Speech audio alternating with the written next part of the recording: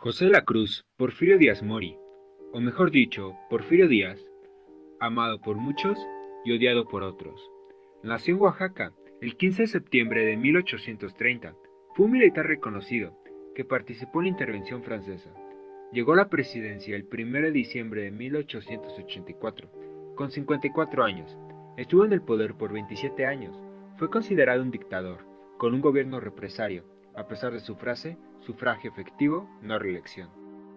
Durante su mandato, el país contó con un incremento de su economía, fomentó la industria nacional, expandió la red de ferrocarriles, aumentaron las inversiones de capital extranjero, mejoró la calidad de la enseñanza, con la creación de más y mejores centros educativos, eliminando el analfabetismo en un 90% de la población, fomentó la cultura, se fundó la dichosa UNAM, entre otras.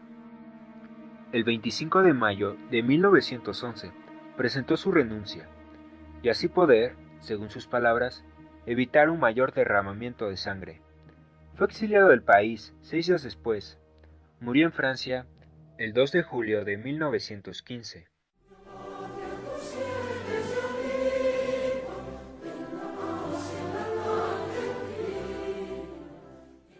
Estoy de acuerdo que hay mucha gente que cree que este presidente no merece estar en el top, pero déjate explico por qué yo considero que sí merece estar aquí. Ernesto Zedillo Ponce de León nació el 27 de diciembre de 1951. Es un economista y político mexicano. Creció en una humilde familia, en la cual tuvo que trabajar a su corta edad. Ingresó a la Vocacional 9 y luego a la Escuela Superior de Economía del Instituto Politécnico Nacional de 1969 a 1972. En 1971 se afilió al PRI. Hizo un doctorado en la Universidad de Yale, en Estados Unidos, de Ciencias Económicas. En 1988 fue nombrado secretario de Programación y Presupuesto por Salinas de Gortari. Llegó a la presidencia el 1 de diciembre de 1994, al ser candidato sustituto del PRI, por el asesinato de Luis Donaldo Colosio. Zedillo tomó el cargo en un periodo difícil para el país, ya que éste se encontraba ante el legado de Salinas. Este se encontraba sumido en una crisis económica. Los inversionistas nacionales y extranjeros dejaron de invertir en el país, provocando una devaluación del peso en un 40% ante el dólar. Esta crisis fue conocida como el efecto tequila. Al sur del país, en Chiapas, surgió el Ejército Zapatista de Liberación Nacional, el cual generó violencia y hubo inseguridad en el país. Sus logros fueron: ideó el Fondo Bancario de Protección al Ahorro y así apoyar a la banca nacional contra los deudores. Logró resolver el problema por medio de 2 préstamos de Estados Unidos de $20,000 millones. Durante su sexenio, logró convertir la economía de México en una economía firme, la cual ofreció estabilidad. Al término de su sexenio, dio un gran paso a la democracia en el año 2000, ante el triunfo de Vicente Fox, partido ajeno al PRI, el PAN, luego del PRI haber gobernado por 70 años en el país. Actualmente cuenta con 66 años.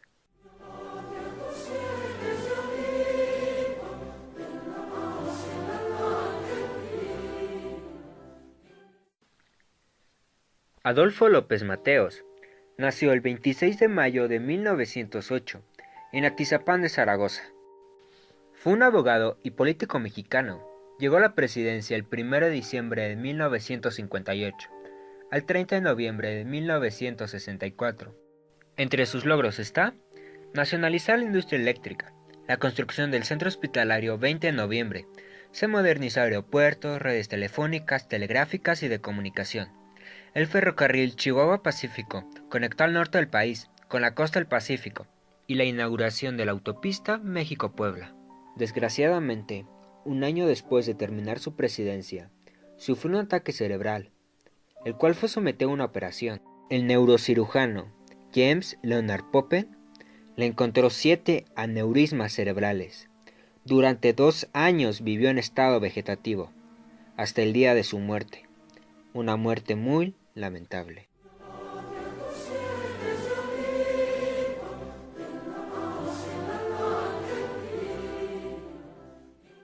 Adolfo Ruiz Cortines. Nació el 30 de diciembre de 1889 en Veracruz. Fue contador, político y militante revolucionario.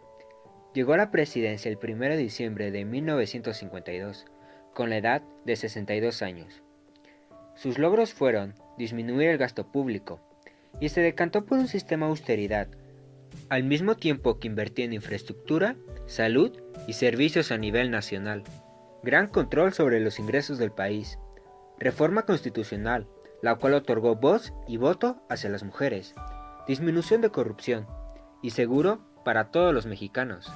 Murió el 3 de diciembre de 1973, a la edad de 83 años, víctima de una insuficiencia cardíaca.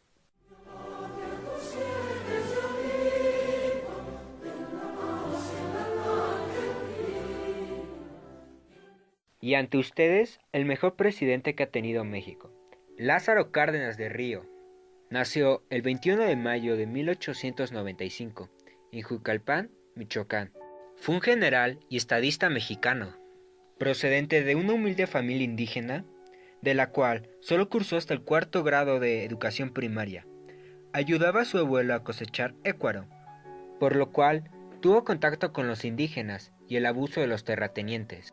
En 1914, a la edad de 19 años, se unió a la Revolución Mexicana, bajo las órdenes del general Lucio Blanco.